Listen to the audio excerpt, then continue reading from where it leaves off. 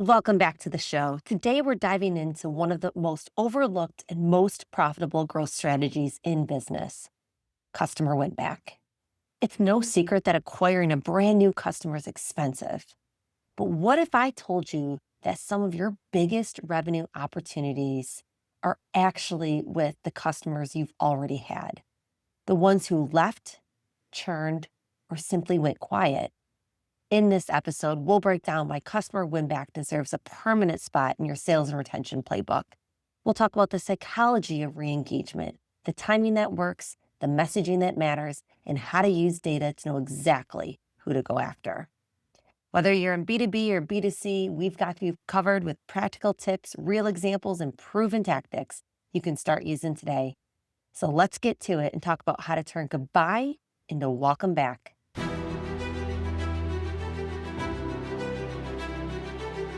Welcome back to the show. Today, we're going to be diving into customer win back. Michael, many times brands tend to shy away from customer win back. Why? Because it's one of the most hardest things to do. Win back a customer who's left you for a variety of different reasons, whether it was a bad customer service experience or bad product experience, or maybe they just wasn't a good fit anymore. And so, my first question to you is, why should companies prioritize win back strategies, given how hard it is to do it? Well, hey, first of all, good morning. Glad to be back. So think about when you have a customer for 6 months, 9 months, 2 years, 4 years, how much data you have on that customer, things they bought, when they bought, what they returned. And when you have all that data, there are specific reasons why you may have lost that customer that you don't even know about. One, they moved. Two, they ran into some hard financial times. Three, someone who was using the service may have gone off to college or went on a vacation for months and forgot to turn it back on. So when you're looking at the overall data to win back a customer, that's where you start. And yeah, what you said was right. The hardest thing to do is to resell a customer that doesn't want you anymore. But there's many different reasons why they may have canceled the service or just not renewed. So it all starts with the data. Are there certain industries or business models where win back is especially critical? Well, anytime you have a customer and you lose a customer, it's critical. But think about in retail, your average customer buys 7 times a year with an average order value of $225. And then they stop. Well, most likely they went to your competitor. People just don't stop buying. Like no one wakes up on Tuesday and says, I'm never going to buy anything again. You need shirts and pants and socks and shoes. You go on vacation, you need suitcases. So you need to buy things to survive in life. The question is, are they buying them from you or from your competitor? I think that's true. And also, when you think about the customer expectation, if I leave a brand, it's obviously for a specific reason. But in the back of my head, when I leave, I'm almost expecting that company to try to re-engage me. But sometimes if it was a bad customer experience, I want the apology. I want to be heard. That's the number one thing that consumers want. So when given the opportunity for brands to have that apology, sometimes that's the thing that makes it right. And I don't know if you've experienced that in your career with different win back campaigns.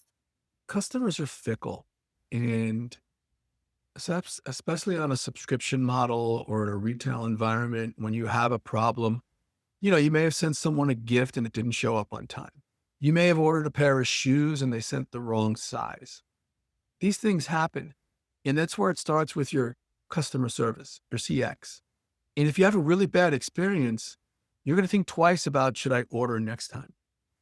So win back starts with making sure that when you have that first conversation and say, hi, Lauren, it's Michael from X, immediately they're going to go back to either that bad experience or, hey, I moved and tried to call you and change my account and change my address and no one ever helped me. And so what's really important on win back programs is that first 30 or 60 seconds to identify why you're calling or why you're sending an email or an SMS. Because if you don't understand the reason why, they're no longer subscribed to you or no longer buy from you online, your win back program will not be successful. So would you say that's the first steps that a brand should take before launching a win-back campaign is start by looking at your customer service data to which customers had bad experiences? Like, is there a way to be proactive? Where does a brand start? I mean, think about it in a really simplistic place, right? You went online and you signed up for a service, TV, internet, phone, mobility, and you had a couple of billing problems. And you know what? You got an email or you saw a commercial or you clicked on a website and you decided I'm going to switch. You became a switcher. Now, 2 months later, after all your issues, someone just calls up out of the blue and says, we want to have you back as a customer. You're going to be like, what? Huh? Do you know all the problems I had with you? And now just out of the blue, and now you're offering me a free month or a free promotion? Screw you, click. Yep. You can't just smile and dial. It just doesn't work. Um, you know, before you call someone, especially trying to win back a customer, you should know how much did they pay? How much did they order? How many times did they order? And open up with something like, Lauren, you are a valued customer, and we're trying to understand what we did wrong and what would it take to win you back as a customer? Because we really believe that we can service all your needs. And I go back to, and we've talked about this earlier. My name is difficult, my last name, and so is yours. But at the same time, I'm tired of being Mr. Michaels. How Mhm. are you today, Mr. Michaels? Well, you know what? How about Michael? I'd love to call you by your last name, but it's really difficult to pronounce. Can you help me and pronounce it for me? Because I really like to call you Mr. Arounds. Yep. No, it's fine. Call me Michael. We broke the ice. Yep. But to just jump in right now with Mr. Michaels, how are you? You're not putting in the effort. Now And you've so upset an already angry customer. someone that I don't want to do business with. So Yep. what we said earlier, it's you can't just smile and dial. Let's take 3 to 5 minutes and understand the customer's profile and what our mission is today. Our mission is to win you back. You better do your work to win someone back. So true. It's so true. How do you segment these lapsed customers and prioritize the best targets? There's just two schools of thought there, right? One is I'm canceling my service today, right now. I don't want your service anymore. Well, you got to go into win back mode and you better make sure that the person on the other end of the chat or the voice is prepared to overcome that objection, build value, and resell someone. So that's on an inbound win back. On an outbound, there's that time that lapses. And the longer it goes, the harder it is to win them back. Because even if they moved on from one retailer to another, they're still not happy with your service. So they're going to go into Google and they're going to find where to buy their sneakers, their socks, their electronics, and they're going to try someone new. And you have to make sure that as time elapses, going back to the data, that, hey, Lauren, you canceled your service with us back in January, and we're not asking you to come back with us. We're just seeing if you're happy with the services that you're using now. Are you still buying these products? And is there an opportunity for us to win you back? You were a great customer with us. You really were. And I know we screwed up a couple of times on your bills, and we're totally sorry. But is there any way that we can win you back? What do we have to do to win back your business? Yeah, it's all Scripting. about building trust. That's what Yeah. work is all about. It's having the right messaging and the right mindset to rebuild trust, which is not an easy task, but it can be done. And I don't know if you have any tips or pointers for rebuilding trust. We always say this, listen to the voice of the customer. Listen to what they're telling you. If there was a problem with delivery, and many of us use Amazon and subscribe to pet food. It comes every 2 weeks, like clockwork. You need your pet food. And guess what? It doesn't show. Well, if it doesn't show, how do I feed my pet? So I'm left with two choices. I either go online, buy from someone else, cancel that subscription, or I go to the store. That's a bad experience. When I make that outreach to that customer to win them back, I better make sure that I have a good reason why we weren't able to service you the first time. Mhm. That's where a lot of companies miss the boat. They just load up data, they smile and dial, they don't give enough training to the individuals, they don't even give them access to data in a CRM, and they just expect them to smile and dial and try to win you back with no thought whatsoever. Yeah. And some might think too that acknowledging past issues is reopening old wounds. Would you agree or disagree with that? You are opening old wounds, but what makes you think that their service is better than yours? And that's the whole point of win back. You have to assume not everybody is going to be that good, right? They may have, look, we had a bad day. Our customer retention is 92%, so there's an 8% opportunity. Their customer retention may be 78%. You don't know that. That's Yeah. why you got to have win back programs. But again, you have to go into the battle being prepared, not to just smile and dial and expect someone to hang up on you because you didn't understand that, hey, we had two or three problems with you. You never solved them. I gave you a chance. What about incentives like discounts or perks? Can they backfire or are they necessary? They're an unnecessary evil at times. So if I was your customer for 36 months and on month 37, I left, and then all of a sudden you're lowering my price 2 weeks later, it's going to hurt. Mhm. Like, I've been a great loyal customer. Now you're offering me this promotion. So again, it always goes back to know who you're talking to. Yep. And I want to go back to the how to do it effectively. So, how important is timing in a win back campaign as well as channels? I think both of those are kind of critical factors. Timing is everything. You have East Coast, Central, Mountain, Pacific. You call me between the hours of 5 to 7, regardless of what time zone. Probably having dinner with my family. Not a good time to call me. It's just not a good time. Flip side, I'm in California and you call me at 8 in the morning because in New York it's 11 o'clock. Not a good time. So, yeah, understanding when to dial and at what time is important. Also, what's important is communication.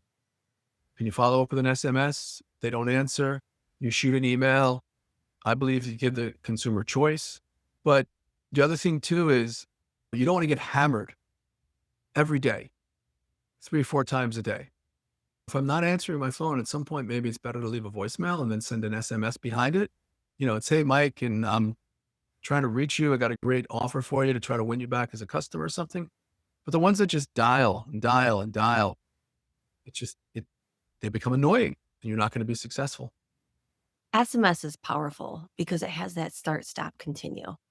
And I love your point about calling, following up with an SMS. One thing I will tell the audience though is it's really important. These are former customers that we're calling. So in the event that we have their cell phone number, you just have to make sure that the customer had opted in prior to receive text messages. You can't text a customer that hasn't opted in. So I just want to put that disclosure out. But if they have and you have that number, absolutely message them because then you can say, hey, when's a good time to chat?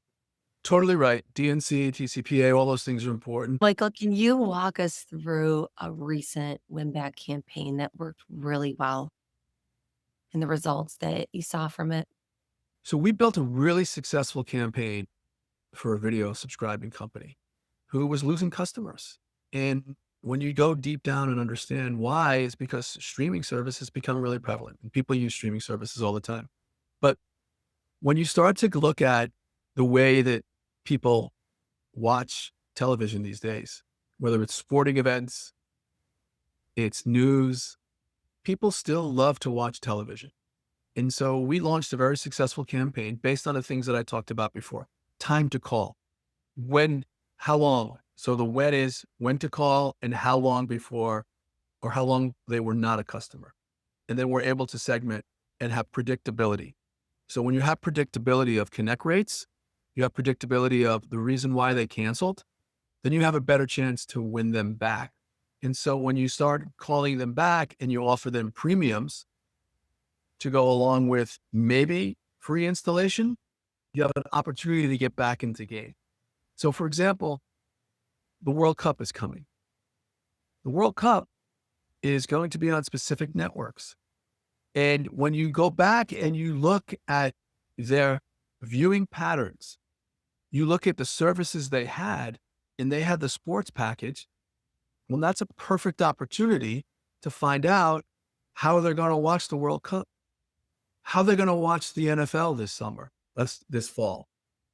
They may have had the baseball package. What are they doing to watch baseball? The NBA package. There's things that people buy, Spanish television. So when you have that data in front of you, when you have that opening conversation, then you have a higher propensity to win them back rather than just calling and saying, "Hi, it's Mike. We were wondering, can we get you back as a customer? Get me back." Versus, we know that you loved soccer. And with the World Cup coming, how do you plan on watching this? Because we got a really great package that covers all the games in a multitude of languages in real time. How does that sound? Sounds pretty good. So these are some of the reasons why that campaign was successful. It leaves the customer thinking, wow, this company really knows me. Yeah, They really yeah, care about me. yeah. It makes them actually want to listen and to come back. All right, last question here. Any final thoughts for someone that's starting from scratch? One piece of advice you give them. Put in the work. Don't just smile and dial. Put in the work. Look at the data. Slice and dice it. At the end of the day, in any of these campaigns, especially on an outbound, you're going to have a very low connect rate. And so when you have an opportunity to suddenly speak to that opportunity as a consumer, make sure you have the data in front of you. Don't just smile and dial. You can't win someone back unless you have an offer and a reason to give them. And so I always go back to, I may have had financial trouble and you didn't recognize I had financial trouble. You saw that I took a couple of 3 months to pay the bills late. And what'd you do? You harassed me. So I canceled. I moved. I tried calling you 2 or 3 times. I couldn't get through. You put me in IVR nightmare. So I went to someone else. Notice that they moved. If you're going to work with a company, make sure that they're going to able to be proactive, following the rules that you talked about, the DNC and the TPCA and all the other things that go along with it. But make sure that when they finally connect to someone, it's an opportunity to close that deal. Data is everything. Data is the gold mine. It tells the story, it helps us personalize. Michael, thank you so much. And I want to thank all of our listeners today for tuning in. We're looking forward to seeing you on the next one. Thank you. Thank you.